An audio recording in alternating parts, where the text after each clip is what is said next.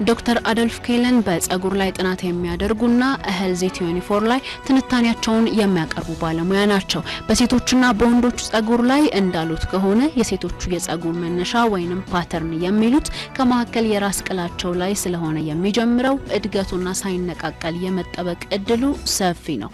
በአንጻሩ የወንዶቹ የፀጉር መነሻ ግንባር አካባቢ አለም ወደ አናታቸው የተጠጋ ስለሆነ በጥንቃቄ መያዝ ካልቻሉ የመነቃቀልና የመመለጥ እድል አለው። ጭንቀትና ያልተመጣጠነ ምግብ በዚህና በወጣትነት እድሜ ላይ ባሉ ሴቶችና ወንዶች ላይ ጤናማ እድገት ያለው ፀጉር እንዳይኖራቸው ያደርጋልም ብለዋል። በቀላሉ ቤታችን ውስጥ በመናዘጋጃቸው ተፈጥሯዊ መጠቀሚያዎች ታዲያ በራሳችን የጥንቃቄ ችግርና በወቅታዊ ሁኔታዎች የሚፈጠርብንን የፀጉር መነቃቀል መከላከል እንደምንችል ማይ ሄልዚ ቲፕስ ላይ ሰፍሯል።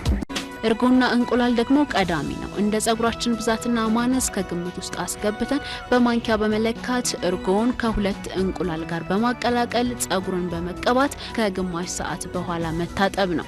ይህንን በየሳምንቱ ለተከታታይ ጊዜያት በመከወን ለውጡን ማየት ይቻላል። ማርና የወይራ ዘይትንም ከእያንዳንዱ ከሁለት ማንኪያ ያልበለጠን ቀንሶ የቀረፋ ዱቄትንም ጨምሮ በማዋሃድ እርሱንም ከ20 እስከ 25 ደቂቃ በማቆየት በየሳምንቱ መቀባት ከተቻለ የሚታይ ለውጥንም ማግኘት ይቻላል ብለዋል።